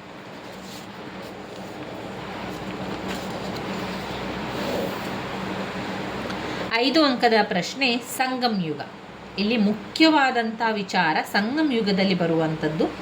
ದಕ್ಷಿಣ ಭಾರತದ ತುದಿಯಲ್ಲಿ ಚೋಳ, ಪಾಂಡ್ಯ, ಚೇರರೆಂಬ 3 ತಮಿಳು ರಾಜವಂಶಗಳು ರಾಜ್ಯವಾಳುತ್ತಿದ್ದವು. ತಮಿಳು ಇವರ ಮಾತೃಭಾಷೆಯಾಗಿತ್ತು. ಈ 3 ರಾಜಕೀಯ ಸಂತತಿಗಳ ಕಾಲವನ್ನೇ ಸಂಗಮ್ ಯುಗ ಎಂದು ಕರೆಯಲಾಗುತ್ತದೆ.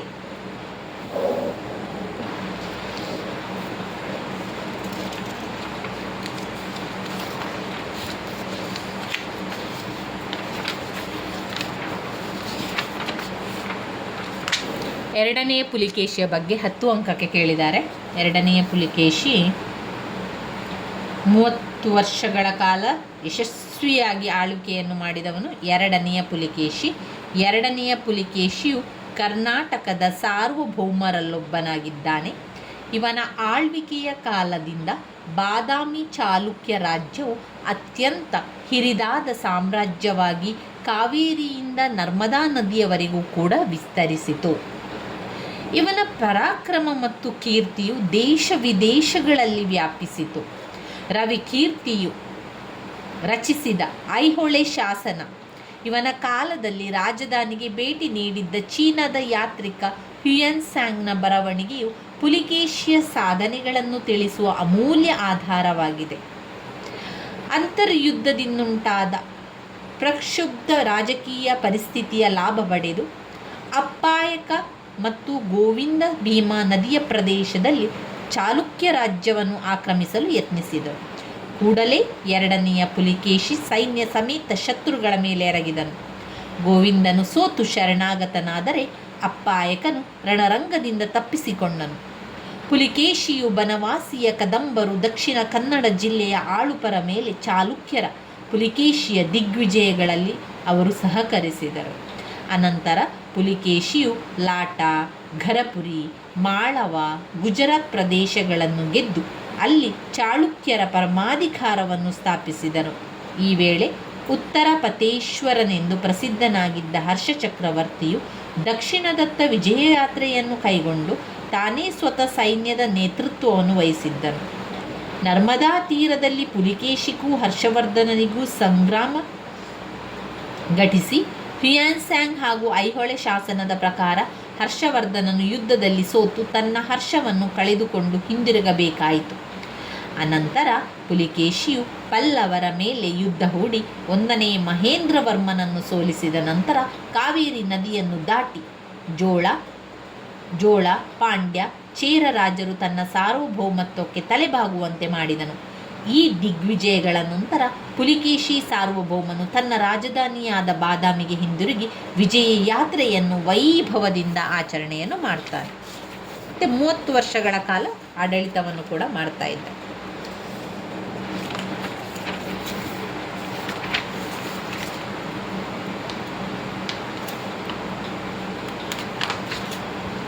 ಯಾರೆಲ್ಲ ಪರೀಕ್ಷೆಗೆ ತಯಾರಿಯನ್ನು ಮಾಡಲಿಲ್ವೋ ಪರೀಕ್ಷೆಗೆ ತಯಾರಿಯನ್ನು ಮಾಡಿಕೊಳ್ಳಿ. ಮೊದಲಿಗೆ ನಿಮ್ಮಲ್ಲಿ ಟೆಕ್ಸ್ಟ್ ಬುಕ್ ಇದ್ದರೆ ಯಾವುದು ಮುಖ್ಯವಾದ ಪ್ರಶ್ನೆ ಅದನ್ನೆಲ್ಲ ಗುರುತನ್ನು ಹಾಕ್ಕೊಳ್ಳಿ. ಈಗ ನಾನು ಹೇಳ್ತಾ ಇರುವಂಥದ್ದೆಲ್ಲ ಕೂಡ ಹಳೆಯ ಪ್ರಶ್ನೆ ಪತ್ರಿಕೆಯಲ್ಲಿ ಪದೇ ಪದೇ ರಿಪೀಟ್ ಆಗಿ ಬಂದಿರುವಂತಹ ಪ್ರಶ್ನೆಗಳಾಗಿದೆ. ಇದು ವೆರಿ ವೆರಿ ಇಂಪಾರ್ಟೆಂಟ್ ಆಗಿರುವಂಥ ಪ್ರಶ್ನೆಗಳು. ಇದರಲ್ಲಿ ಎಲ್ಲ ಪ್ರಶ್ನೆ ಕೂಡ ಪದೇ ಪದೇ ಕೇಳಿರುವಂಥ ಪ್ರಶ್ನೆಗಳು, ಆದ್ದರಿಂದ ಪ್ರಶ್ನೆಗಳು ಇರುವಂಥದ್ದು. ಮುಖ್ಯವಾದ ಪ್ರಶ್ನೆಗಳನ್ನಷ್ಟೇ ನಾನು ಹೇಳ್ತಾ ಹೋಗುವ ಕಾರಣ ಅವುಗಳನ್ನೆಲ್ಲ ಸ್ಕಿಪ್ ಮಾಡಬೇಡಿ, ಅವುಗಳ ಪಾಯಿಂಟ್ಸ್ಗಳನ್ನು ಸರಿಯಾಗಿ ಕಲಿತ್ಕೊಳ್ಳಿ.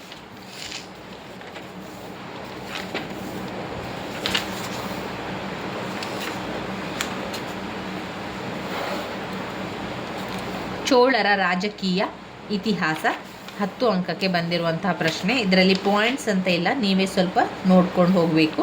ಮೊದಲನೆಯ ಪರಾಂತಳಕ್ಕ ಚೋಳ, ಮೊದಲನೆಯ ರಾಜರಾಜ ಚೋಳ, ಆ ರೀತಿಯಾಗಿ ಪಾಯಿಂಟ್ಸನ್ನು ನೋಡ್ಕೊಳ್ಳಿ. ಅದರೊಳಗೆ ಏನಿದೆ ವಿಚಾರ ಅಂತ ನೋಡ್ಕೊಳ್ಳಿ.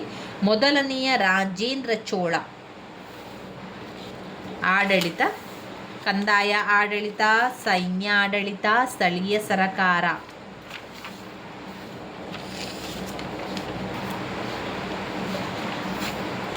ಇನ್ನು ಬರುವಂಥದ್ದು ಯಾವ ಪ್ರಶ್ನೆ, ಇಂಪಾರ್ಟೆಂಟ್ ಆಗಿರುವ ಪ್ರಶ್ನೆಗಳನ್ನಷ್ಟೇ ನಾವು ನೋಡೋದ್ರಿಂದ ಎಲ್ಲವನ್ನು ನೋಡ್ಕೊಳ್ಬೇಕು ಅಂತೆಲ್ಲ. ಹೊಯ್ಸಳರ ಕೊಡುಗೆ ಧರ್ಮ, ಸಾಹಿತ್ಯ, ಕಲೆ, ವಾಸ್ತುಶಿಲ್ಪ, ಹೊಯ್ಸಳರ ಶೈಲಿಯ ಬಗ್ಗೆ ಇದೆ. ಇನ್ನು ಧಾರ್ಮಿಕ ಚಳುವಳಿಗಳ ಬಗ್ಗೆ ಓದ್ಕೊಳ್ಬೇಕು. ನಾಯನಾರರು 5 ಅಂಕಕ್ಕೆ ಕೇಳುವಂಥ ಪ್ರಶ್ನೆ. ನಾಯನಾರರು ಅಂದರೆ ಯಾರು? ಶೈವ ಪಂಥದ ಸಂತರನ್ನು ನಾಯನಾರರೆಂದು ಕರೆಯುತ್ತಾರೆ. ಶೈವ ಪಂಥವನ್ನು ಬಲಪಡಿಸಲು ಪ್ರಯತ್ನಿಸಿದ ಒಟ್ಟು 63 ಸಂತರನ್ನು ಕಾಣಬಹುದು. ಇವರು ತಮಿಳುನಾಡಿನ ವಿವಿಧ ಭಾಗಗಳಿಂದ ಬಂದ ವಿವಿಧ ಕಾಲಕ್ಕೆ ಸೇರಿದವರಾಗಿದ್ದಾರೆ. ಅಷ್ಟೇ ಅಲ್ಲದೆ ಅವರು ಸಮಾಜದ ವಿವಿಧ ಸ್ತರಗಳಿಂದ ಬಂದವರಾಗಿದ್ದಾರೆ. ಶೇಕಿಲಾರನು ರಚಿಸಿರುವ ಪೆರಿಯ ಪುರಾಣದಲ್ಲಿ ಈ ಎಲ್ಲ 63 ಸಂತರ ವಿವರಗಳು ಕೂಡ ದೊರೆಯುತ್ತದೆ. ಭಕ್ತಿಯ ಪ್ರತಿಪಾದಕರಾಗಿದ್ದರು. ತಮಿಳು ಭಾಷೆಯನ್ನು ತಮ್ಮ ಒಂದು ಮಾಧ್ಯಮವಾಗಿಸಿಕೊಂಡು ಸಂತರು ಭೇದ ಭಾವವಿಲ್ಲದೆ ಎಲ್ಲರನ್ನು ಶಿಷ್ಯರಾಗಿಸಿಕೊಂಡ ಸಮಾನತೆಯನ್ನು ಎತ್ತಿ ಹಿಡಿದರು. ನಾಯನರ ಬಗ್ಗೆ ಓದ್ಕೊಳ್ಬೇಕು. ಇದಾದ ನಂತರ ಓದ್ಕೊಳ್ಬೇಕಾಗಿರುವಂಥದ್ದು ಶಂಕರಾಚಾರ್ಯರ ಬಗ್ಗೆ. ಶಂಕರಾಚಾರ್ಯರು ಬೇರೆ ಬೇರೆ ಸಿದ್ಧಾಂತಗಳನ್ನು ಅವರು ಹೇಳಿದ್ದಾರೆ. ಅವರು ಮುಖ್ಯವಾಗಿ ತಮಿಳುನಾಡಿನ ಭಕ್ತಿ ಸಂತರ ಪ್ರಭಾವ ಕಡಿಮೆಯಾಗುತ್ತಿದ್ದಂತೆ ಮತ್ತೆ ಹಿಂದೂ ಧರ್ಮವು ದುರ್ಬಲಗೊಳ್ಳುವ ಲಕ್ಷಣಗಳು ಕಂಡುಬಂದವು. ಅಂತಹ ಸ್ಥಿತಿಯಲ್ಲಿ ಈ ಧರ್ಮದ ರಕ್ಷಣೆಗೆ ಬಂದವರು ಶಂಕರಾಚಾರ್ಯರು, ರಾಮಾನುಜಾಚಾರ್ಯರು, ಮಧ್ವಾಚಾರ್ಯರು. ಇವರುಗಳು ತಮ್ಮ ಸಿದ್ಧಾಂತಗಳನ್ನು ಮಂಡಿಸಿ ಅವುಗಳ ಪ್ರತಿಪಾದನೆಗೆ ಶ್ರಮಿಸಿದರು. ಅದರಲ್ಲದೆ ಕರ್ನಾಟಕದ ಬಸವಣ್ಣನವರು ಧರ್ಮದ ಜೊತೆಯಲ್ಲಿ ಸಾಮಾಜಿಕ ಬದಲಾವಣೆಗೂ ಶ್ರಮಿಸಿದರು. ಅವರು ಕೈಗೊಂಡ ಕಾರ್ಯಗಳಿಂದಾಗಿ ಹಿಂದೂ ಧರ್ಮ ಸಾಕಷ್ಟು ಬಲ ಹೊಂದಿ ಇಸ್ಲಾಂ ಧರ್ಮದ ಆಗಮನದಿಂದಾಗುವ ಆಘಾತವನ್ನು ತಡೆದುಕೊಳ್ಳುವಷ್ಟು ಶಕ್ತಿಶಾಲಿಯಾಯಿತು.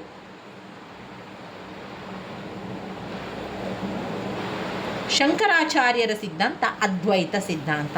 ಇನ್ನು ರಾಮಾನುಜಾಚಾರ್ಯರು ವಿಶಿಷ್ಟಾದ್ವೈತ ಸಿದ್ಧಾಂತ.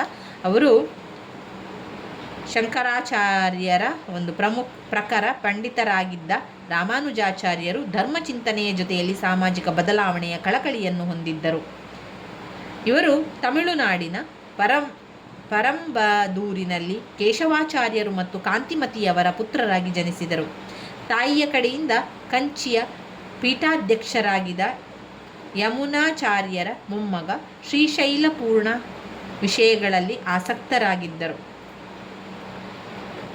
ಶ್ರೀಶೈಲಪೂರ್ಣ ಅವರ ತಾಯಿಯ ಸಹೋದರ. ಇಂತಹ ಈ ವಾತಾವರಣದಲ್ಲಿ ಬೆಳೆದ ರಾಮಾನುಜಾಚಾರ್ಯರು ಬಾಲ್ಯದಿಂದಲೇ ಧಾರ್ಮಿಕ ವಿಷಯಗಳಲ್ಲಿ ಆಸಕ್ತರಾಗಿದ್ದರು. ವಿಶಿಷ್ಟಾದ್ವೈತ ಅವರ ಒಂದು ಸಿದ್ಧಾಂತ. ಜೀವಾತ್ಮ ಮತ್ತು ಪರಮಾತ್ಮ ಬೇರೆ ಬೇರೆ, ಪರಮಾತ್ಮ ಸೃಷ್ಟಿಕರ್ತನಾಗಿರುತ್ತಾನೆ ಎನ್ನುವಂತಹ ಮಾತು. ಮಧ್ವಾಚಾರ್ಯರು ಶಂಕರರ ಅದ್ವೈತ, ರಾಮಾನುಜಾಚಾರ್ಯ ವಿಶಿಷ್ಟಾದ್ವೈತದ ಭಿನ್ನವಾದ ತತ್ವವನ್ನು ಪ್ರತಿಪಾದಿಸಿದರು. ಅವರು ಉಡುಪಿಯ ಮಧ್ಯರು. ಇವರು ದಕ್ಷಿಣದಲ್ಲಿ ಶಕ್ತಿ ಪಂಥ ಬಲಗೊಳ್ಳಲು ಕಾರಣವಾದರು.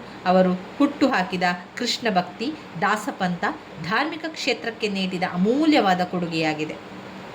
ಅತ್ಯಂತ ಮೇಧಾವಿಯಾಗಿದ್ದಾರೆ. ಅವರ ತಮ್ಮ ದ್ವೈತ ಸಿದ್ಧಾಂತವನ್ನು ಹೇಳಿದ್ದಾರೆ. ಬಸವಣ್ಣನವರ ಬಗ್ಗೆ ಕೂಡ ಓದ್ಕೊಳ್ಬೇಕು. 10 ಅಂಕಕ್ಕೆ ಹಲವು ಬಾರಿ ಕೇಳಿರುವಂತಹ ಪ್ರಶ್ನೆ. ಭಕ್ತಿಯ ಪ್ರತಿಪಾದನೆಯ ಜೊತೆಯಲ್ಲಿ ಸಮಾಜದ ಹುಳುಕುಗಳನ್ನು ತೊಡೆದು ಹಾಕಲು ಯತ್ನಿಸಿದಂತಹ ಬಸವಣ್ಣನವರು ಭಕ್ತಿ ಭಂಡಾರಿ ಎಂದು ಪ್ರಖ್ಯಾತರಾಗಿದ್ದಾರೆ. ಶೈವ ಸಿದ್ಧಾಂತದಲ್ಲಿ ಕ್ರಾಂತಿಕಾರಿ ಬದಲಾವಣೆಯನ್ನುಂಟು ಮಾಡಿ ಜನಸಾಮಾನ್ಯ ವರ್ಗದಲ್ಲಿ ಭಕ್ತಿಯ ಚಂಚನಕ್ಕೆ ಕಾರಣರಾದವರು ಬಸವಣ್ಣನವರು. ಬಸವಣ್ಣನವರು ಶಿವನ ಆರಾಧಕರಾದ ಅವರು ತಮಗೆ ಹುಟ್ಟಿನಿಂದಲೇ ಲಿಂಗದೀಕ್ಷೆಯಾಗಿದೆ ಎಂದು ಹೇಳಿಕೊಳ್ಳುತ್ತಿದ್ದರು. ಎಲ್ಲ ರೀತಿಯ ಕಂದಾಚಾರಗಳನ್ನು ಆಚರಣೆಗಳನ್ನು ವಿರೋಧಿಸಿದ್ದರು. ಅನುಭವ ಮಂಟಪವನ್ನು ಬಸವಣ್ಣನವರು ಸಮಾನ ಮನಸ್ಕರ ವೇದಿಕೆಯೊಂದಿಗೆ ಸ್ಥಾಪಿಸಿದರು. ಅದನ್ನು ಅನುಭವ ಮಂಟಪವೆಂದು ಕರೆದರು. ಸಾಮಾಜಿಕ ಸುಧಾರಣೆಗಳನ್ನು ಬಸವಣ್ಣನವರು ಮಾಡಿದ್ದಾರೆ. ಅವೆಲ್ಲವನ್ನು ಕೂಡ ಓದ್ಕೊಳ್ಬೇಕು. ತುಂಬ ವೆರಿ ವೆರಿ ಇಂಪಾರ್ಟೆಂಟ್ ಆಗಿರುವಂಥ ಪ್ರಶ್ನೆಯಾಗಿದೆ.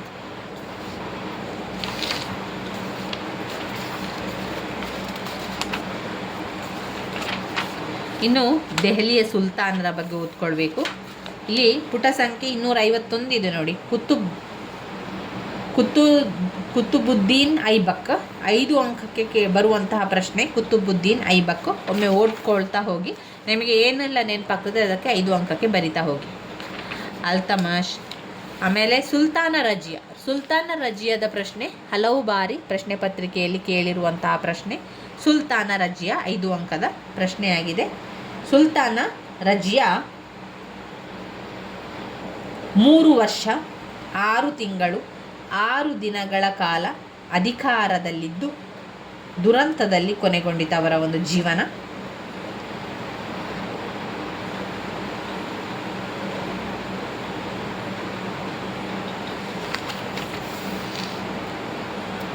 ಗಯಾಜುದ್ದೀನ್ ಬಲ್ಬನ್, ಇದು ಕೂಡ 5 ಅಂಕಕ್ಕೆ ಓದಬೇಕಾಗಿರುವಂಥ ಪ್ರಶ್ನೆ. ಪುಟ ಸಂಖ್ಯೆ 256 ತೆಗೀರಿ. 256ರಲ್ಲಿದೆ ನೋಡಿ. 256ರಲ್ಲಿ ಇದೆ. ಇನ್ನು ಓದಬೇಕಾಗಿರುವಂತಹ 15 ಅಂಕದ ಪ್ರಶ್ನೆಗಳು ಬರ್ತದೆ. ಮೊದಲನೆಯದಾಗಿ ಅಲ್ಲಾವುದ್ದೀನ್ ಖಿಲ್ಜಿಯ ಆಡಳಿತದ ಬಗ್ಗೆ ಪ್ರಶ್ನೆಗಳನ್ನು ಕೇಳ್ತಾರೆ. ಪಾಯಿಂಟ್ಸ್ಗಳನ್ನು ಹೇಳ್ತಾ ಹೋಗ್ತೇನೆ. ಕೇಂದ್ರ ಆಡಳಿತ, ಸೈನ್ಯ ಸುಧಾರಣೆ, ಭೂಕಂದಾಯ 3, ಭೂಕಂದಾಯ 4, ಬೆಲೆ ನಿಗದಿ 5, ಮಾರುಕಟ್ಟೆ ನಿಯಂತ್ರಣ.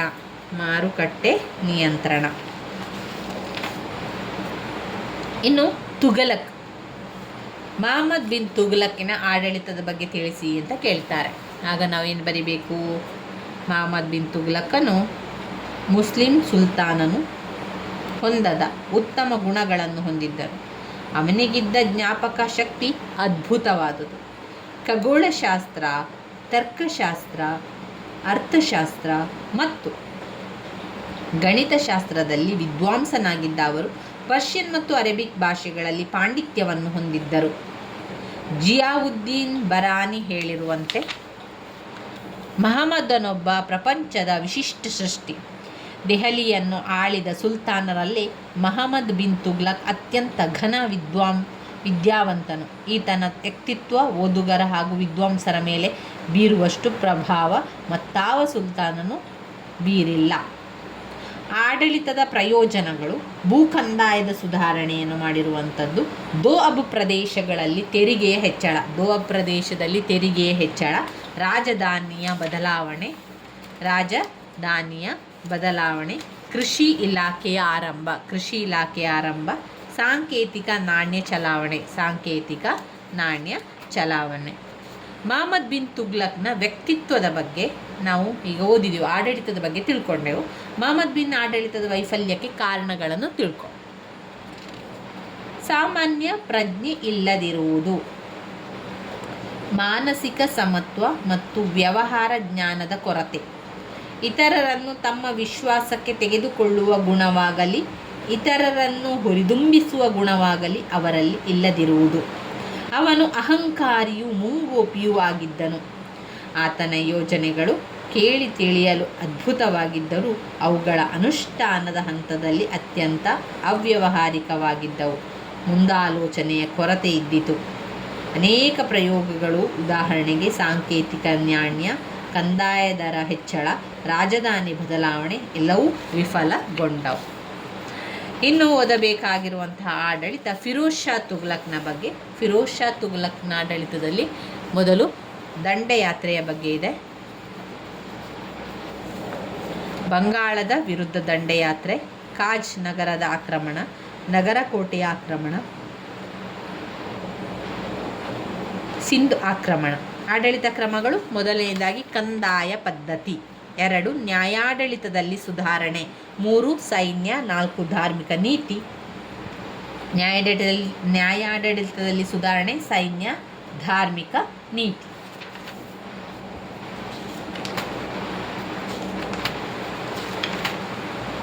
ಇನ್ನು ಬರುವಂಥದ್ದೇ ಭಕ್ತಿ ಚಳುವಳಿ. ಭಕ್ತಿ ಚಳುವಳಿಯನ್ನು ನಾವು ನೋಡಿದರೆ ಇಂಪಾರ್ಟೆಂಟ್ ಆಗಿರುವಂಥ ಪ್ರಶ್ನೆ ಆಗಿರುವಂಥದ್ದು ಭಕ್ತಿ ಚಳುವಳಿಯ ತತ್ವವನ್ನು ತಿಳಿಸಿ ಅಂತ ಕೇಳ್ತಾರೆ. ಭಕ್ತಿ ಪಂಥದ ತತ್ವಗಳು: ದೇವನೊಬ್ಬ ನಾಮ ಹಲವು, ಭಕ್ತಿಯಿಂದ ಮುಕ್ತಿ ಸಾಧ್ಯ, ಜಾತಿ ವ್ಯವಸ್ಥೆಯ ಖಂಡನೆ, ಪುರೋಹಿತಶಾಹಿ ವ್ಯವಸ್ಥೆಗೆ ವಿರೋಧ. ಚಳುವಳಿ: ಭಕ್ತಿ ಚಳುವಳಿ ಮಾನವನ ಸಮಾನತೆ, ವಿಶ್ವಭಾತೃತ್ವ ಬೋಧಿಸಿತು, ಮೂರ್ತಿ ಪೂಜೆ, ಮೂಢನಂಬಿಕೆ, ಅರ್ಥರಹಿತ ಆಚರಣೆ ಮತ್ತು ಯಜ್ಞಯಾಗಾದಿಗಳನ್ನು ವಿರೋಧಿಸಿತು.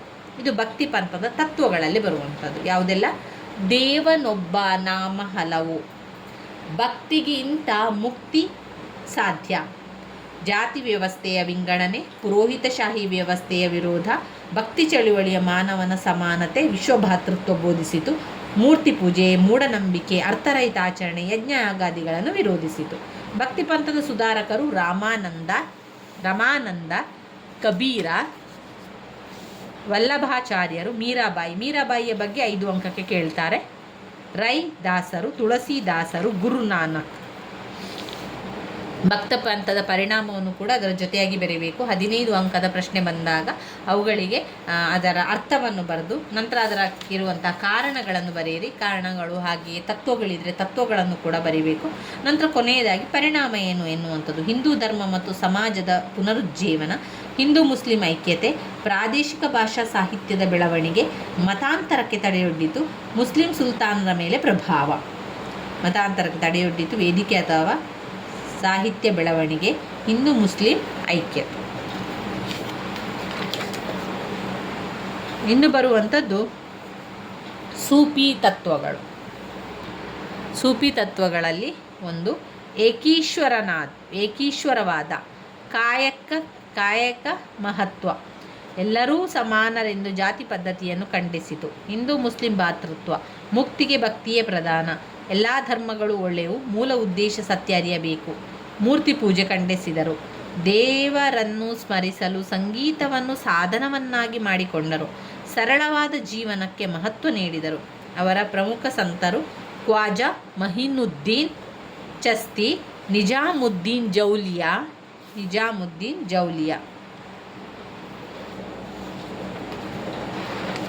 ಇವಿಷ್ಟು ನಮ್ಮ ಭಕ್ತಿ ಪಂಥದ ಚಳುವಳಿಯಲ್ಲಿ ಬರುವಂತಹ ಮುಖ್ಯವಾದ 2 ಪ್ರಶ್ನೆ. ಒಂದು ಸೂಫಿ ಪಂಥ, ಮತ್ತೊಂದು ಭಕ್ತಿ ಪಂಥ. ಮುಂದಿನ ದಿನಗಳಲ್ಲಿ ಸಮಯವನ್ನು ನೋಡಿಕೊಂಡು ಈ ಪಾಯಿಂಟ್ಸ್ಗಳನ್ನು ವಿವರಿಸಲಿಕ್ಕೆ ಪ್ರಯತ್ನಿಸ್ತೇನೆ. ಇವಿಷ್ಟು ವೆರಿ ಇಂಪಾರ್ಟೆಂಟ್ ಆಗಿರುವಂತಹ ಪ್ರಶ್ನೆಗಳು ಸ್ನೇಹಿತರೆ. ಸ್ಕಿಪ್ ಮಾಡದೆ ಎಲ್ಲವನ್ನು ಕೂಡ ಓದ್ಕೊಳ್ಳಿ. ನನ್ನ ವಿಡಿಯೋಸ್ ಎಲ್ಲ ನಿಮಗೆ ಇಷ್ಟ ಆಗಿದ್ದರೆ ಲೈಕ್ ಕೊಡಿ, ಶೇರ್ ಮಾಡಿ, ಸಬ್ಸ್ಕ್ರೈಬ್ ಮಾಡಲಿಕ್ಕೆ ಮರಿಬೇಡಿ. ಧನ್ಯವಾದಗಳು.